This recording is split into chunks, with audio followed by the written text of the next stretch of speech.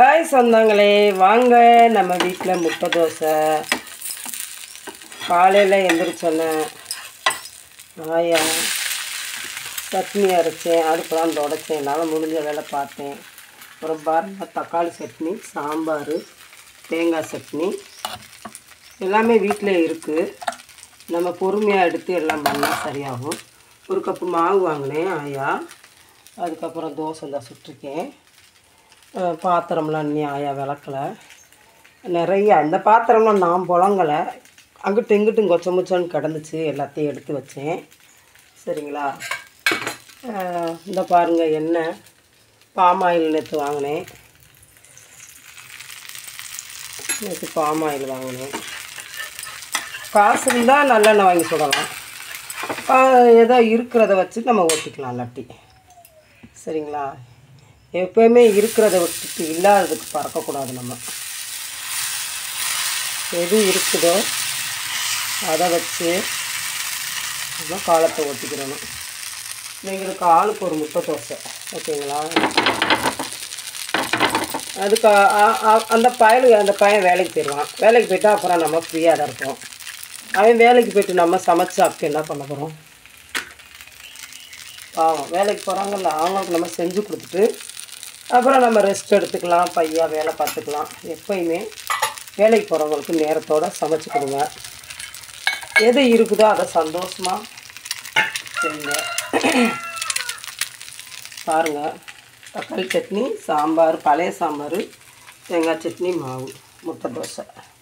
யாருக்கெல்லாம் வேணும் வாங்க சாப்பிட்லாம். ஏதோ என்னால் முடிஞ்ச அளவுக்கு சுத்தம் பண்ணி வச்சுருக்கேன் வரிசையாக. எல்லாமே கொச்ச முச்சன்னு கிடந்துச்சு, எல்லாம் அடுக்கி வச்சுருக்கிறேன். சரிங்களா? இனி வீடெல்லாம் அப்படியே கிடக்கு. இங்கே பாருங்க, வீடெல்லாம் ஆயா கூட்டலை, அப்படியே கிடக்கு. இந்த குப்பை வாளியில் குப்பையை போட்டிருக்கேன். இந்த குப்பையை தூக்கி வெளியே போடணும். வாங்க, கம கமடு முட்டை தோசை சாப்பிடலாம். ஹாய்,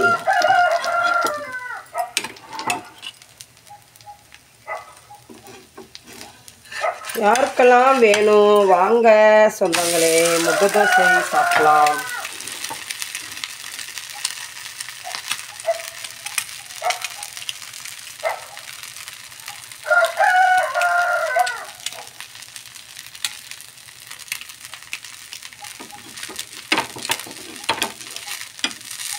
இன்னொரு தேவக்கும் அப்படியே பாருங்களேன்,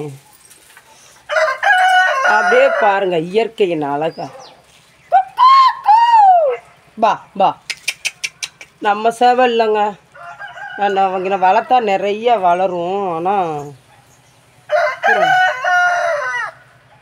கீரிப்பிள்ளை பிடிச்சிரும். நம்ம வீட்டில் மோட்டெல்லாம் இருக்குல்ல, அந்த மோட்டு வந்து கடிச்சிருது. அதனால் ஒன்று எல்லாமே கண்டினியூ பண்ணிக்கிட்டு இருந்தோம், ஒன்றுமே பண்ண முடியல, அப்படி இருக்குது. சரிங்களா? பாய். ஆயா வீடியோ பார்த்துட்டு கமெண்ட்டில் சொல்லுங்கள், ஏதாவது ஒரு அட்வைஸு. திருப்பி தோசை ஊற்ற போகிறேன், நீங்களும் சாப்பிட வாங்க.